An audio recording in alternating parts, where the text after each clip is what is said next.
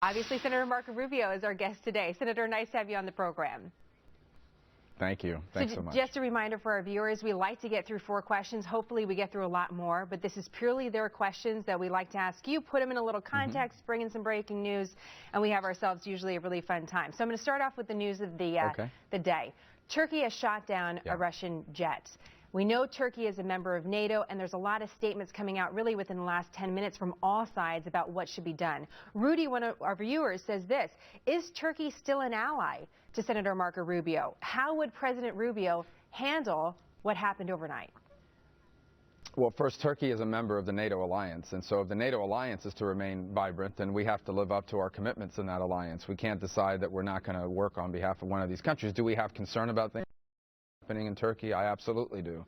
Erdogan has taken that country in a more, I would say, a little bit more radical direction. They've broken from a long-standing good relationship with Israel. You've seen him kowtow to some of the more Islamist elements of their political parties in the country. So there is deep concerns about what's happening internally within Turkey.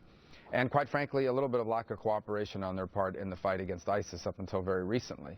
That said, they are still a member of the NATO alliance, and if we were not to come to Turkey's defense and assistance in any instance, it would undermine the NATO alliance. And so that's something we need to understand, because NATO is as important today as it's been in 20 years. For example, if Russia, because Russia's saying today, you know, this is an unfriendly act, this is a stab in the back. If Russia actually takes measures, and we don't know what those are, against Turkey, what does the United States do?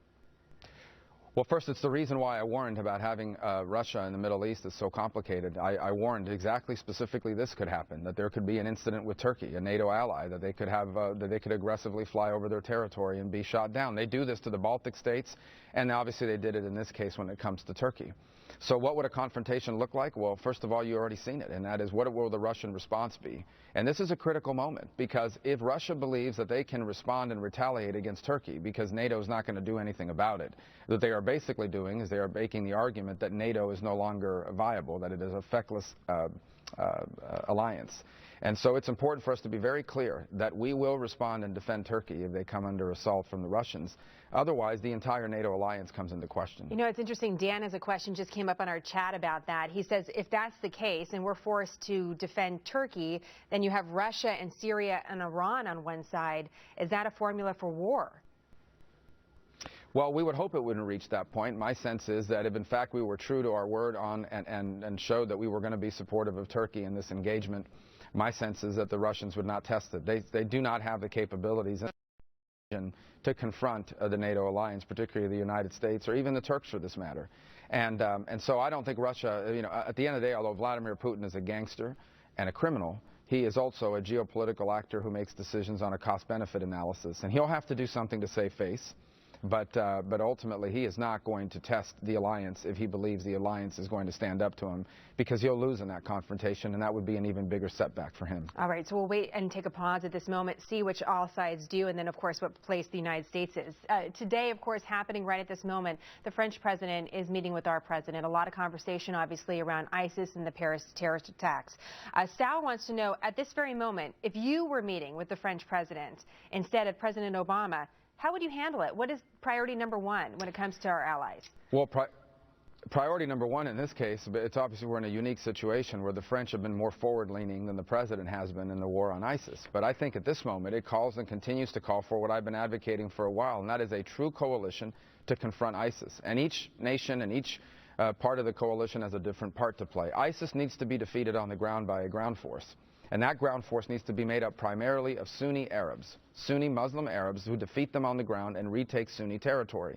But they will require air support, logistical support, and special operations support from the United States and from our allies like France and others. And so we would be discussing how to bring that coalition together, how to get more countries in the region to accept refugees, especially Muslim countries like Saudi Arabia and Egypt, and ultimately how to bring together the air support and the logistical and intelligence support. Let me stop you there that the ground force will need to succeed. We're going to take a quick commercial break in a moment, but Jolie really wants specifics on this. She wants to know, how do you suddenly get these Arab nations who for years have not been involved in Syria or accepting refugees to come to your side and say, yes, President Rubio, if that's the case, we will join you in this?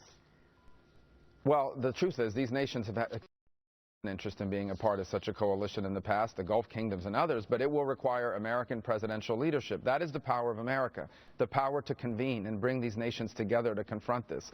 The Egyptians, the Jordanians, the Saudis, they understand that ISIS views their leadership as heretics and wants to overthrow their kingdoms, or in the case of Egypt, their governments. They know there's a real risk here, and I think they are willing to be a part of a ground force, but only if America provides the assistance for that to be successful, like the airstrikes, like the logistical support, and a greater commitment to special operators on the ground. I believe that they will participate. They're not unwilling participants. They just don't trust the president. He hasn't shown any leadership, and they view him as unreliable.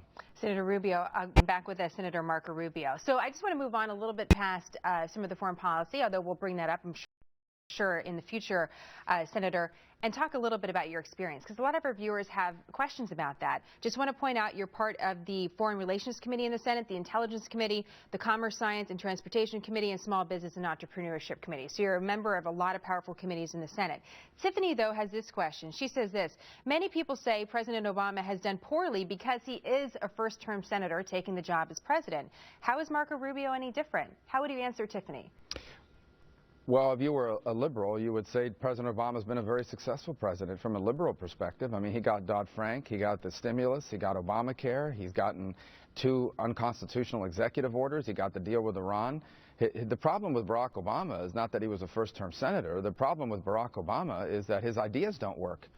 Barack Obama now has 7 years of presidential experience, more than anyone running for president, and he's still a failure. He's still making mistakes. So it's not the experience after 7 years of presidential experience, is that his principles and his ideas do not work. His ideas of big government, more spending, more taxes, more regulations, they don't work. They've never worked, but they're especially disastrous in the new economy. And his idea that America is the cause of global chaos, not the solution to it, of weakening our national defense, that doesn't work either. So let's talk a little bit about you, though, and about why you have such confidence that your ideas are right. Well, it's not my ideas. I have confidence in limited government, free enterprise, and a strong national defense.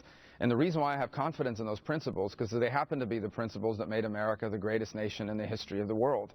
We have over centuries of experience now with limited government and free enterprise and a strong national defense. And when we have adhered to those principles in this country, our nation has been successful. It is when we have abandoned those principles that we have been unsuccessful. And that's what's happened over the last 7 years. So it's the principles I have confidence in, and I also have confidence in applying those principles to the challenges of our time, which is what my campaign is trying to do.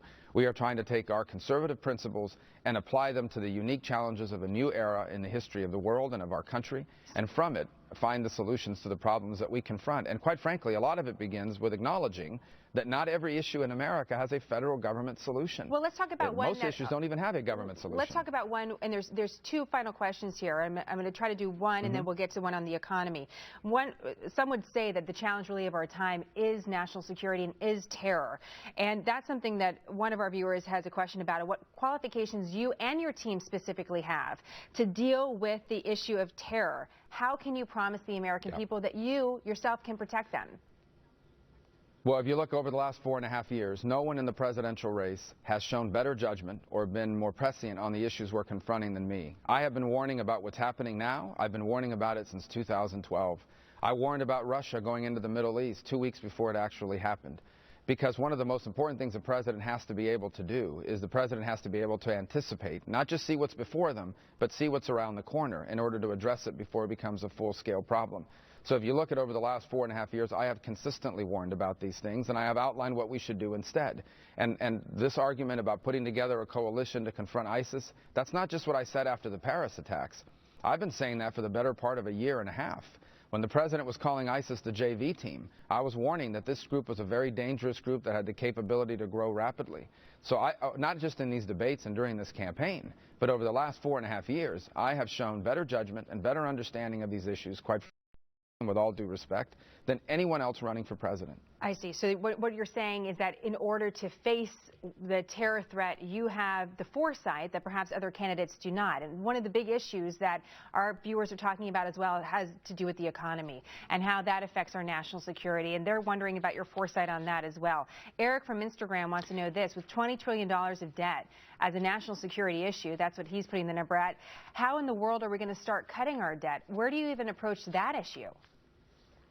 Well, first you have to understand our debt is important as a percentage of the overall size of our economy. We're always going to have some level of debt, but it can't be so big. The way it is now, it almost equals the size of our entire economy. We have to deal with what's causing the debt. And what's causing our debt long-term especially is the way Social Security and Medicare are structured for future generations. Now, we don't have to change anything for people that are on it now or people that are about to retire. But my Social Security, my Medicare, and my kids' Social Security and Medicare is going to have to work differently than it does for people that are on it today. Instead of retiring at 67, I'm going to have to retire at 68. If I've been financially successful, my Social Security benefits are not going to grow as fast as someone who's made less money. My Medicare could very well be the option of using it to buy a private plan that I like better. These are not unreasonable changes, and if we make them, we can save Social Security and Medicare, bring our debt under control, and not have to change or disrupt anything for people that are on it now or people that are about to retire. But we should expect some changes. Well, their changes are coming one way or another. These programs will either go bankrupt or we will save them. And so my point is that if we deal with it now, it will be less disruptive. We don't have to change anything for the people that are on it now. But those programs will definitely look different for you and for me and for our children and grandchildren of this generation. And Rick was concerned about that. I'm glad you were able to address that. Social Security, he's 57 years old, so he was a little concerned about what exactly your plan is, and hopefully we'll have time to talk about it a little bit more in the future. Senator, before we it won't change for him. It won't change for him. Before we let you go, it's going to be Thanksgiving. It'll be Thanksgiving. I know family is so important to you, and one of the things that you have talked about recently and have talked about consistently on the campaign trail is about your father. And I know there's a new ad out today that really talks about the story of your father. And I just want you to reflect on this, if you could, just for a moment. I mean, what is Thanksgiving like in the Rubio household, and how does it feel to not have certain members of the family around to watch you go on this incredible journey? Well, you know, the ad at the end of the day is really not about my father. It's about America. The point I'm making is that it's the only country in the history of the world where he could have done what he did for us, work as a bartender and leave us better off. Where else in the world could he really have done that?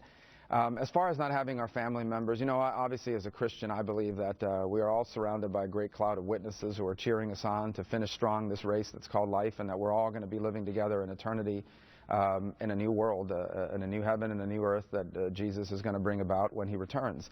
But as far as what Thanksgiving is like in our home, it's very typical. You know, I have a lot of teachers in my family, so it's always interesting to hear them and talk about the issues that are happening in our school systems around the country. But we try to come together and be thankful, watch as much football as I can get in, and just to spend time in a truly unique American holiday in which the whole nation stops to give thanks for our blessings as a nation and individually in our lives. We should give thanks every day. Well, but the fact that we as a nation dedicate one day to gratitude is I think, a great testament to our country. And a nice day for football. I'm sure you could use a little bit of a break from the campaign trail.